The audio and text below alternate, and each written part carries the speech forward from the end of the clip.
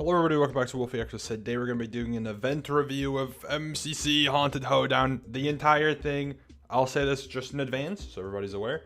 This will have spoilers in it. I'm going to be talking about performances, etc. So if you haven't watched the event, you don't want to be spoiled about how people do and how certain things happen in the event, then click off for now.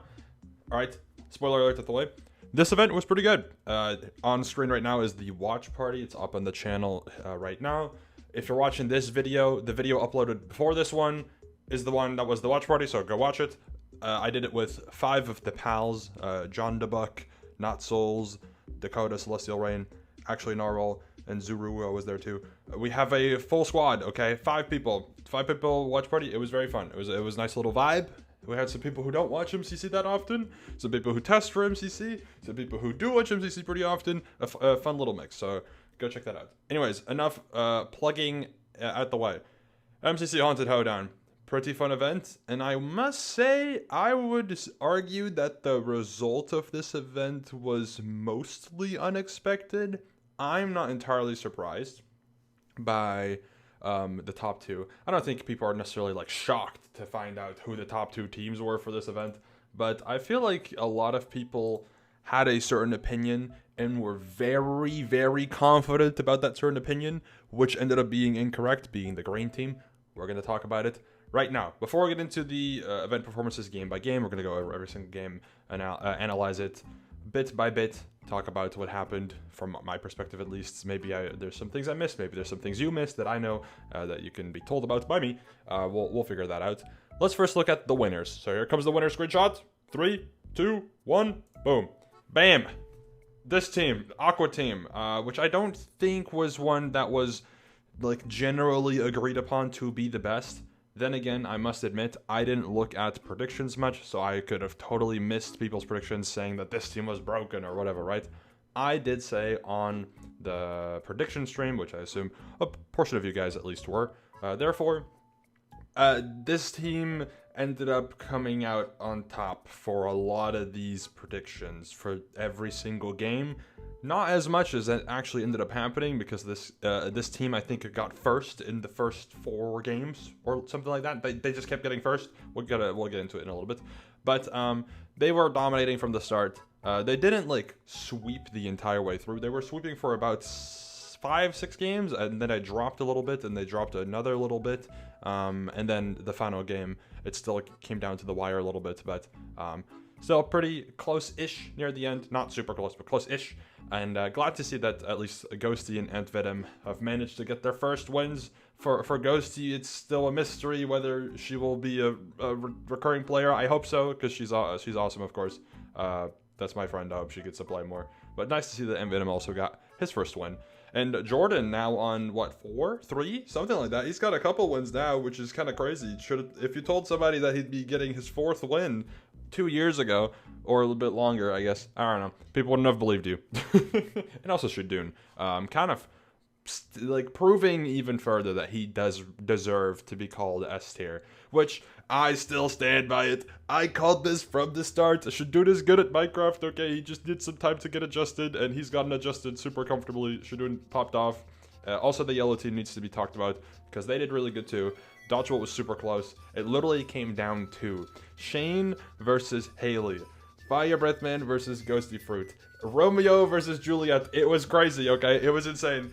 Also, cool little note is that not only was it Shane versus Ghosty, it was also Sneeg versus Hoedown from House of Nightmares, the finale there, which was Sneeg and Hoedown had a little moment. But additionally, Shane and Sneeg were on the same team in a finale again, just like Block Wars, but instead of being on Aqua, they faced against Aqua, which was a really cool, like, 3-layer lasagna dodgebolt. I don't know, man, it was pretty sick.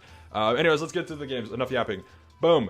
First game, Sky Battle. I watched mostly, like, we kind of, you know, skipped around a little bit. We watched Shane, we watched a little bit of Fine, I think we watched a little bit of Purple, then, you know, whoever was around every now and then. And I must say, this map was good. I liked it. I actually am a fan of this Sky Battle map. It kind of reminds me slightly of a Block Wars battle map, at least on the outer edge, because it is indoors or like, you know, flat-ish ground. There's a lot of low risk, and you know, it's a low risk area on the outside in terms of like falling in the void. Of course, for Sky Battle, the void is pretty relevant. However, going from the outer ring inwards was pretty interesting. I didn't really see too many people get like caught on the red walkways here or like on these pads. Maybe there was a lot of that. I just recall seeing a lot of action in the outer ring, which is cool. People just play super aggressive, and a lot of action in the middle. Of course, I think this was a cool little mid as well. I liked it, but maybe I just had really good POVs, or maybe it's just a really good map. I don't know. I thought it was cool. Also fun to see the teams that were able to shine in this, being Aqua, which obviously makes sense. They're a very strong PvP team. Lime, which honestly, Lime team was getting predicted pretty low in the predictions, which I thought was interesting because it's a purpled team, but I guess you never know. And then also Pink, obviously popping off, very fun. A Gals plus Hermits combo, very fun as always. Next up, I think that's enough about Sky Battle. I mean, there was some fun little moments. There's some almost full team wipes by one player, some clutches. I think Feinberg 1v4'd the orange team at some point, which was insane. So yeah, some cool moments. Sky Battle map was good. I would like to see it back, whether that's for Halloween or maybe with, you know, just a regular event. I'd like to see it back. I think it's cool. It's interesting. Next up, Parkour Warrior. This one... this one was a little bit tragic. One thing that I think is the most notable here. Two things, actually. One thing, hard finishes, the side paths that you have to do every single time. 2 events back-to-back, including Rising. Now has the hard paths have been pretty doable for the number 1 until number 14. But then the 15th one is a massive FU level where it's just not worth the time. I would suggest maybe making the hard number 15 level, the last one of the 5th path, whatever you want to call it, like 5-3.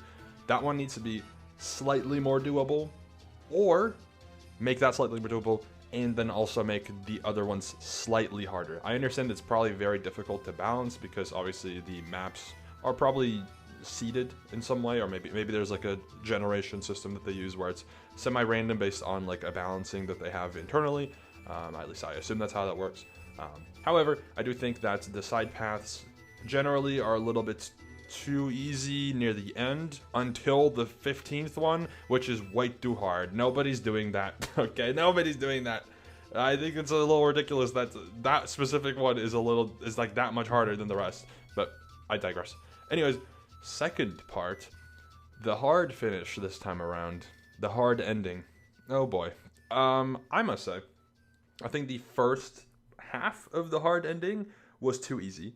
Maybe it's just because it's on island and people have already played that type of movement a lot and it's pretty common.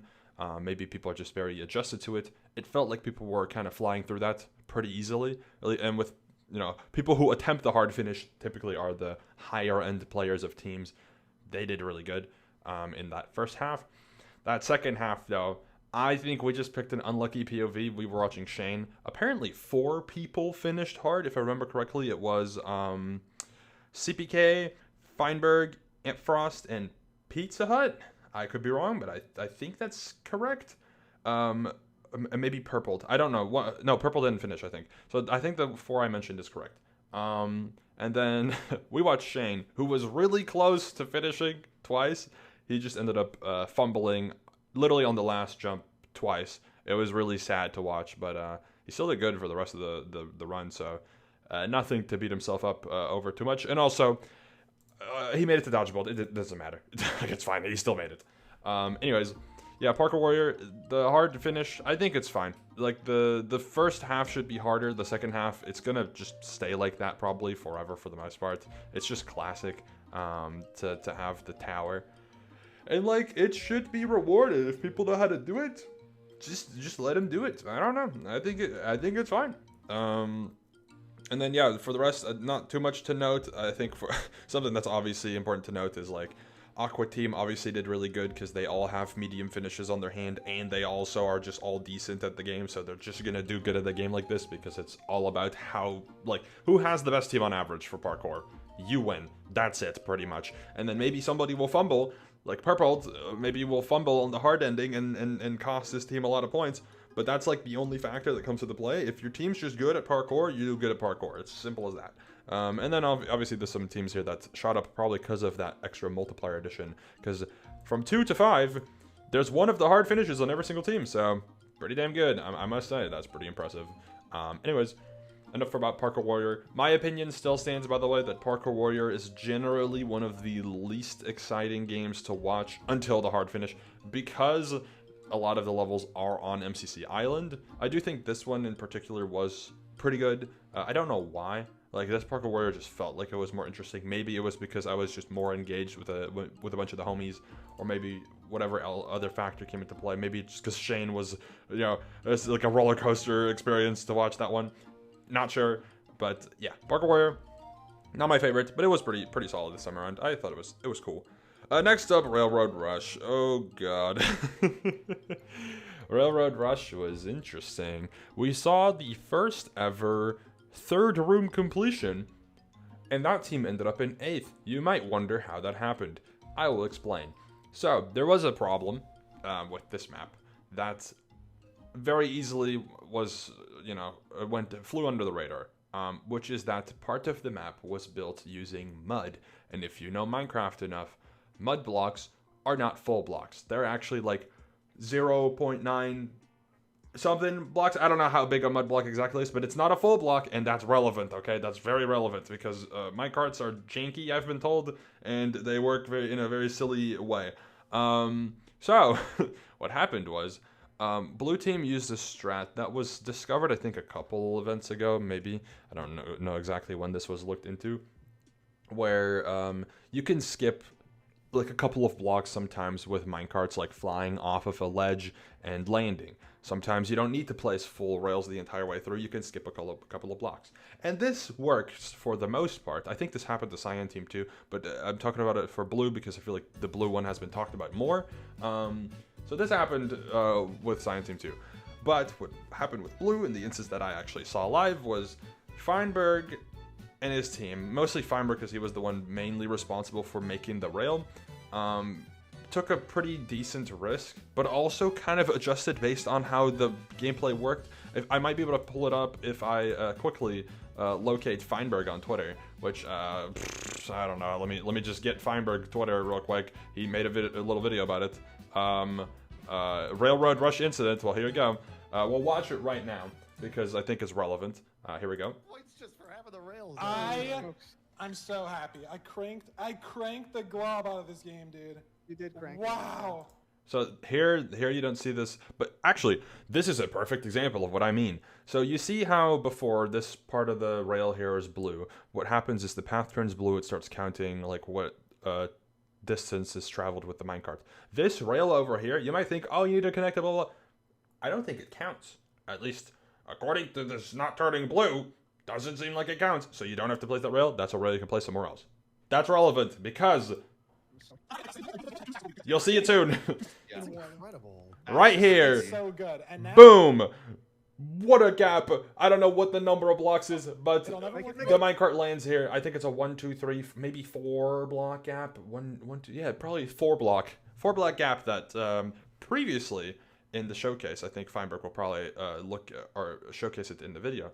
Previously worked, but here it does not, and we're gonna see why that's so weird. It's a visual inconsistency, maybe not a bug. I don't know. I don't. It's kind of a bug, but it's more of like a Minecraft bug than an MCC bug. MCC's not to blame here, in my opinion. It's just inconsistent. Make it, no! oh, what? It should be just going. I don't know. Here we go. It's coming.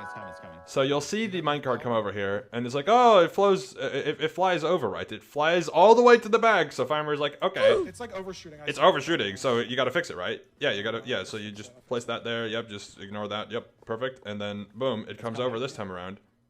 Unless he doesn't look at it. It doesn't look at it. But it does, by the fact that it keeps going, it proves that, obviously, it's working, right? What he did, the fix he did, visually showcases it functions. So to him, he was like, perfect. We Gucci, we good. Don't we need to worry about it? It's chill.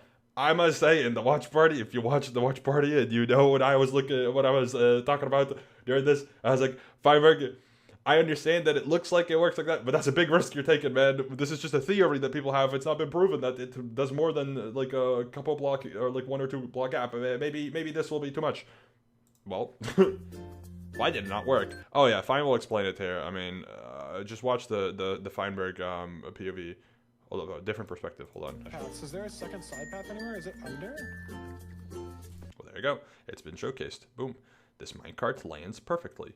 It looks like it's working. However, if you pay attention to the screen, that's a mud block. The mud block is not the same height as a full block. What does that mean? I don't know exactly, but there's a Minecraft bug or something where oh, here, boom. One of the Noxru have discovered something. Mud blocks slightly lower than normal blocks, and when the normal minecart went over it started falling immediately, but when the rail fixer came by and replaced it with wool, it became a full block and the minecart doesn't fall as fast. Oh, unfortunately not something that we noticed in testing and not intentional at all. It just happens that we used mud in the Halloween decorations. Spawning both minecarts here to confirm it was not the minecart type, just a mud block. The final confirmation minecart is also a rail fixture type, so it replaces it with wool always when doing the final confirmation. So what essentially this means is mud block silly, doesn't work exactly as you would expect, and oversight from MCC. Oopsie, unlucky. Did it cost anyone dodge bolt? No. So it doesn't actually matter, but it was sad. One thing that is important to note, because I think, yeah, here, Fine already looked at it, is he would have gotten first indiv, according to him, if this fix was to happen, and Ant would have gotten third. Obviously, there's other factors that you could factor in. I know Shane gave a reply, blah, blah, whatever. Shane pulled his actually, actually, I also lagged out of blah, blah, blah, blah, valid, right? Whatever. Doesn't matter. So, just wanted to mention, Railroad Rush had a silly little bug, glitch, whatever you want to call it, in it. That was, unfortunate, you could say. Unfortunate, really. For the rest, I thought it was fine. I think Railroad Rush still isn't optimized fully yet. I think we're going to get there soon. I think Feinberg is one of the first people to do it because he's going to be actively trying to, because he's Feinberg. So we'll see it probably be figured out maybe early next year. Maybe end of the year if this game is back in rotation and Fein's playing. But yeah, that's about it. That's about it for Railroad. That's unlucky, I guess, but next time he'll cook. Next time he'll cook. It'll be crazy. Also, something that needs to be noted: Ghosty for third. To be fair, her team was in first in like all of these, but like, bro, Ghosty for third. What do you mean? She's a newcomer. Like, okay. Anyways, next game, Rocket Spleef. I don't necessarily recall anything too special happening in Rocket Spleef. One thing that I think is important to note is keep in mind, Game 4, you know all these scores relatively close, but whatever. 3,000 points. That's like more than 500 ahead. What do you mean, man? Like, that's such a huge gap. Yeah, Aqua Team popped off. So as mentioned, first. Aqua Team was going insane at this point in the event. They were very far ahead, you could say. No, it wasn't even close. Like, I would say, like, oh, it was, no, it wasn't. It wasn't close. No, it was not close. They were sweeping the competition for the first half of the event. That changes later, but it is important to note, they were sweeping. Okay, for a decent portion of the event, they were sweeping. So, yeah, Rocket Spleef was cool. Nice to see Phil back. Unfortunately, I think Scott was having... I don't remember if this was the game where everyone was having issues. I think so. Yeah, Shane mentioned he was having issues. Ant Venom apparently had issues too, but his team still got first, so I don't think it necessarily matters. But there were some people that I think were having some issues. Maybe server side problems, maybe client side problems. I think they're still looking into it, but we suppose it's a client side issue. I don't know. But unfortunate. A cool game though. I like Rocket Spleef. It's fun. No bias. I'm biased. Anyways, moving on. BattleBox. New map for BattleBox was very Interesting. I can't say that I like loved it, but I also think I ended up liking it more than I would have expected because it is very unconventional. There's walls, so you have to actively create sight lines. One thing that I do want to note, and this is not meant to be like a super hypercritical thing, is that green team was doing wall rushes, which I think is funny, right? Wall rushing is part of the game. You have to play around the potential for a team to wall rush. You can't just expect to only PvP, and then when a wall rush happens, be surprised that you got wall rush. Like, that's part of the game. However, green team was wall rushing for I think about 4 or 5 rounds, kind of, chilling. Everyone was like, haha, funny. Then they went against Aqua Team, and green wall rushed Aqua Team. Ant Venom didn't really like that one, and he announced, just like you would see on MCC Island, in the chat, spammed a couple messages being like, "Great day wall rushes, guys, watch out, guys, watch out." And I was like, I was kind of annoyed. I will admit, I was kind of annoyed, because I think you're not benefiting at all from, announcing that in the chat. You are only, you're harming green team's potential to perform, and it's actually immediately proven. By the round after, yellow actively goes to the middle to fight green team because they're aware now that they're going to get wall rushed. Green team doesn't have counterplay because it's been exposed what they're going to do. So essentially, yellow team has been given a massive advantage against green for a round because Aqua team, Ant Venom specifically, told the entire game about green team's plans, which I thought was a little silly. I, again, don't think it necessarily matters. I guess technically, if you look at the full scores, maybe could have mattered, but it would have been really close regardless. I don't think this 1,200 point gap would have been closed by this small margin in Battle Box. Because yellow loses out on a couple 100 points and green maybe gains also a couple 100, so it would have been close, but it could have been whatever, right? Either way.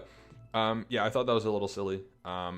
Apparently, the Aqua team got wall rushed a couple times after the first time they got wall rushed and lost to it. They lost to other wall rushes, which I think is just really ironic. I think that's funny. But yeah, that was the only part about the moment in Battle Box where I was like, eh. I thought the map was cool though. It was interesting. Again, do think that this probably should be like a Halloween exclusive, or maybe with a reskin and a slight revamp to make it a little different, to give a little bit of different strategy to it. It could be another type of map, maybe a silly one, maybe a block wars, MCC scuffed, maybe, I don't know. But yeah, that's about it for my opinion on BattleBox. I thought it was alright. I thought it was silly.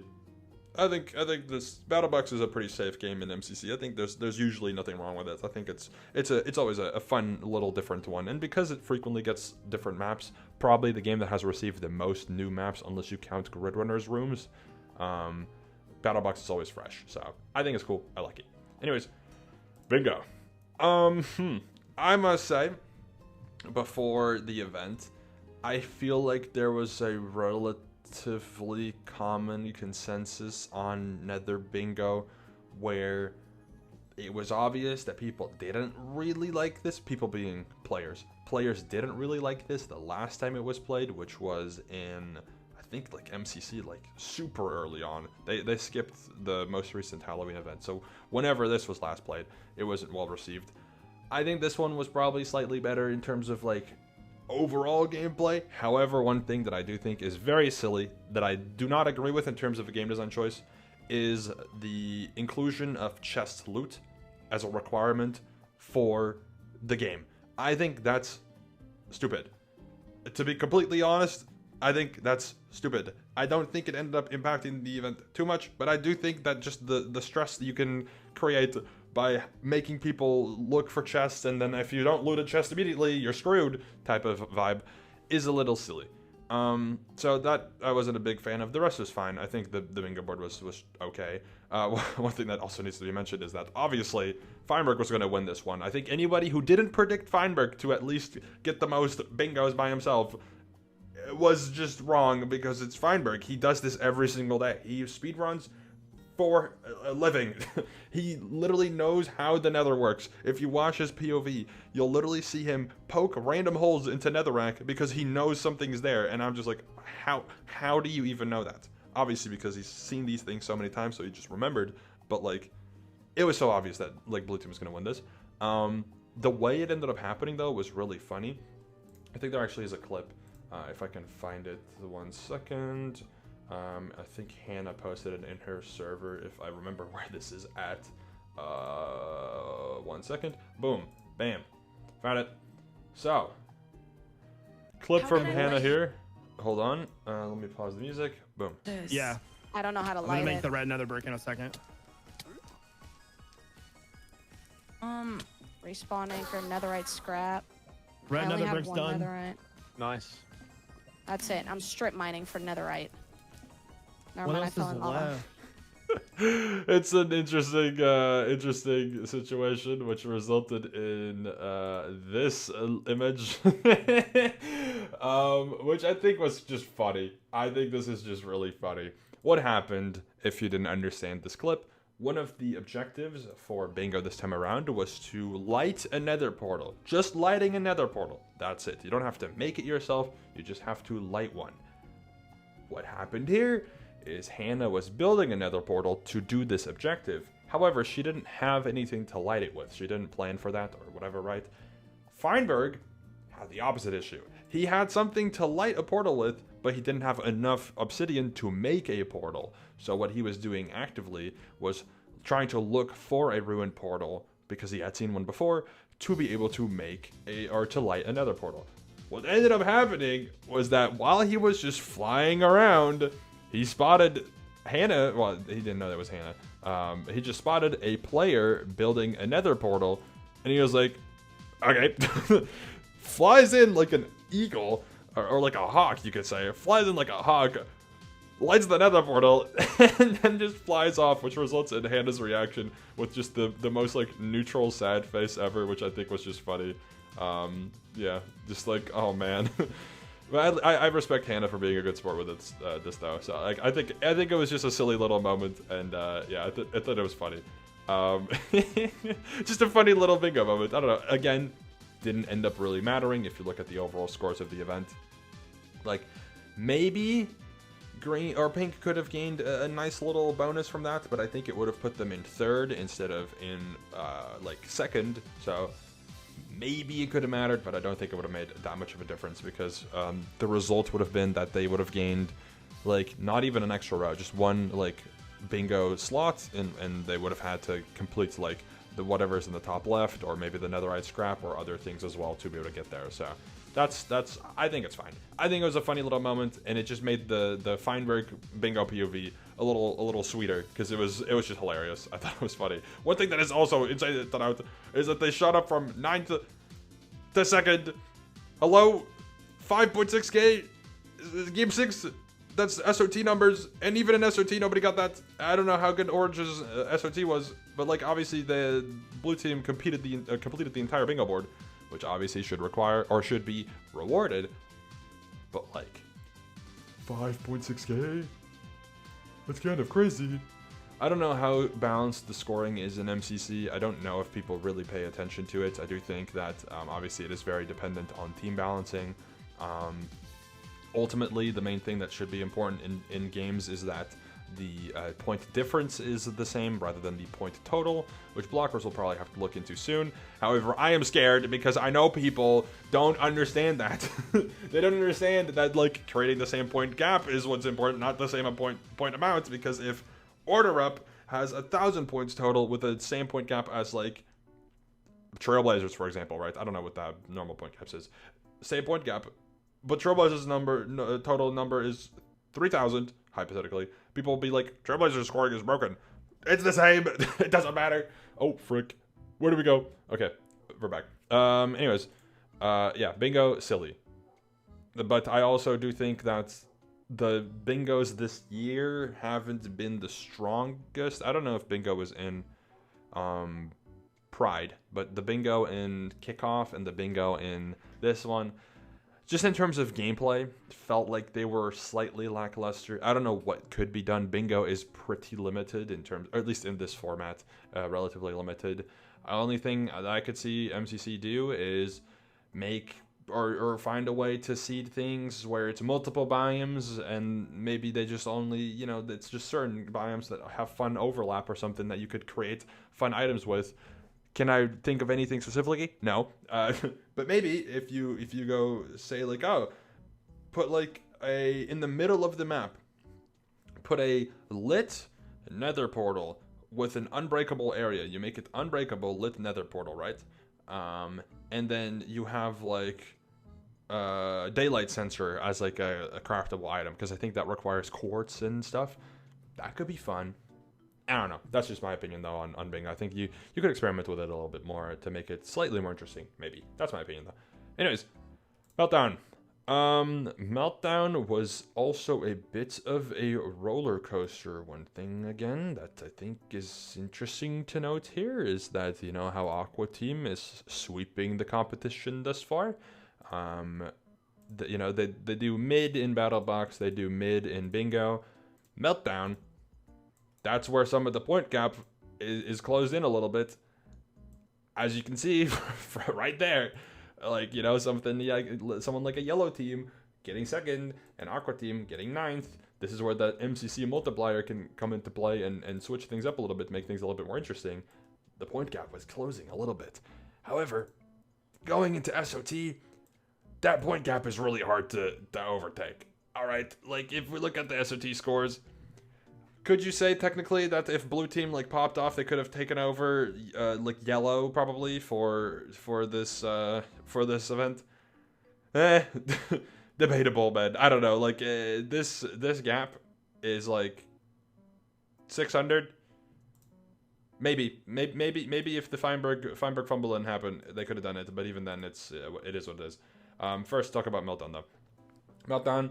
I like Meltdown. It's a cool game. I did think that it was one of the more likely candidates that should have been skipped because Meltdown's been played a lot this year, and it's relatively similar every single time. It's hype, I must say. It's a hype game, but like it's relatively similar. And like parkour tag is the other option, which apparently the players just don't like it. But I think with a new map that looked appealing to play, right? That would have been cool. Play parkour tag. Everybody wants to see parkour tag for once. Maybe what you'll do now, players, is parkour tag's going to be in rotation every single time. Just play it one time and they'll bench it. I don't know.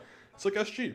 Anyways, yeah, Meltdown was cool. There was a thing on the watch party, and I highly recommend watching the watch party for this moment because it was hilarious. Where we accidentally cursed every POV that we watched.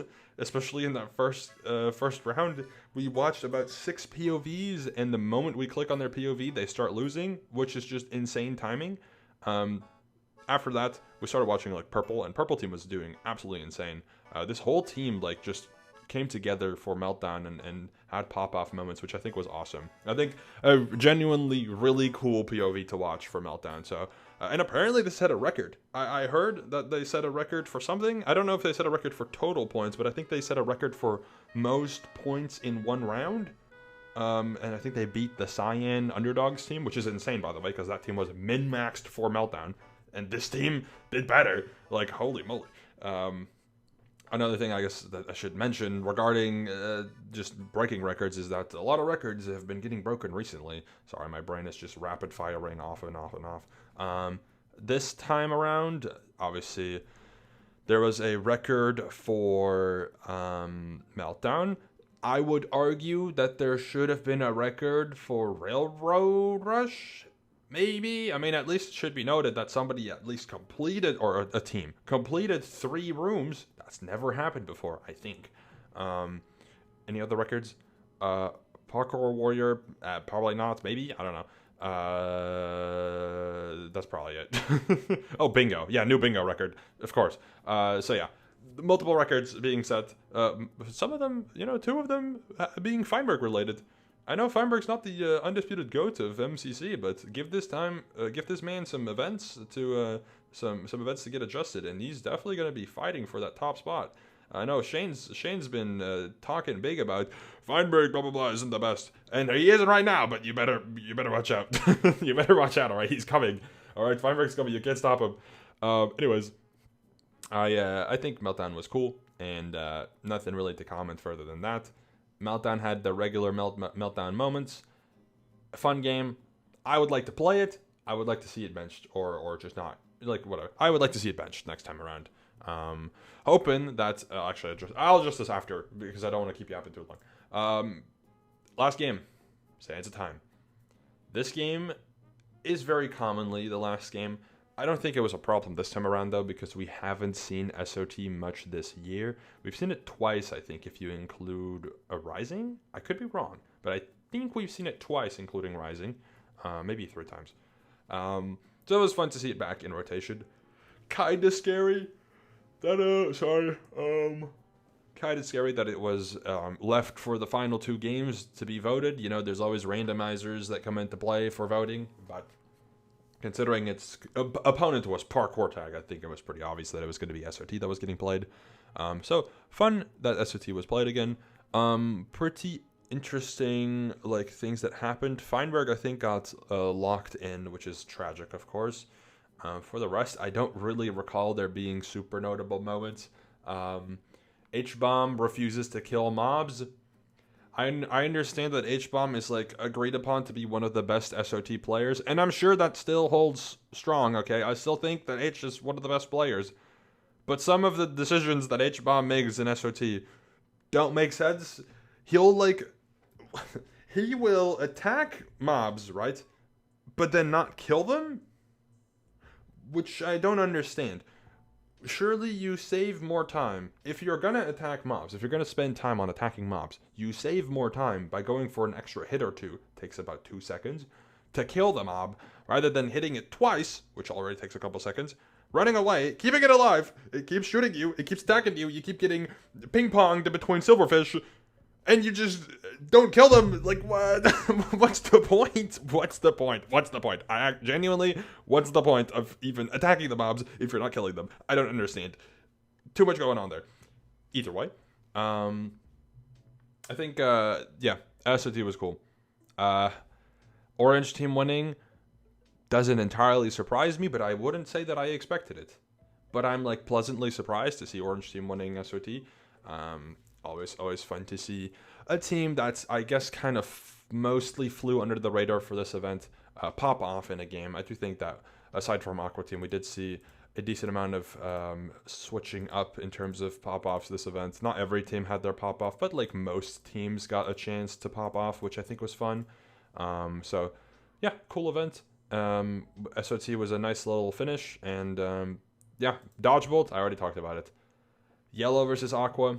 So many, it's a Dodgebolt lasagna, okay? Dodgebolt lasagna. So many layers to this. I thought it was cool. Anyways, that's enough yapping. Last thing I want to talk about before I end off is that the speculation of what the November anniversary, 5-year anniversary of MCC is going to be starts now. I mean, it's been starting already, but it starts now especially. And I've talked about this with a couple of people just out of curiosity. And I think, in my opinion, the 2 events I am hoping for the most is either a returning event with, like, MCC Chaos or MCC Scuffed or MCC Party. Those are the 2 that I would like to see the most. Obviously, I'd like to see Underdogs, but I understand that it's probably not to be expected this time around. So I'm hoping for MCC Scuffed or MCC Party as a returning event, or if it's a brand new event, MCC Throwback. Something that is reminiscent of early MCCs. Pick the games that were in early MCC, maybe with the updated version, bring some of the OGs back that aren't canceled, and then also just create a nostalgic little vibe for MCC. I feel like MCC has been very good, obviously, this entire year, and I think with all the innovation that they've been doing this year, it'd be really cool to see a throwback. I think this event already was reminiscent of older MCCs, but I think having a proper throwback event would be super sick. And especially for a 5-year anniversary, I want to just assume right now that unless Minecraft's popularity holds steady and people's interest holds steady, which is unlikely, 5-year anniversary is probably going to be the last major milestone unless we get to 10 years, but 10 years? That's 2029. Like, I don't know if we're going to get that far. Same with any other Minecraft event for that, but I guess we'll have to wait and see. Anyways, thank you for watching. Let me know your thoughts on MCC Season 4 Haunted Hoedown. I think that's what that's what it's called. Let me know your thoughts on everything that was going on with this event, everything that happened, and what you may be expecting for November. I might make a theory video about it, but we'll see. Anyways, thank you for watching. I'll see you all later. Goodbye.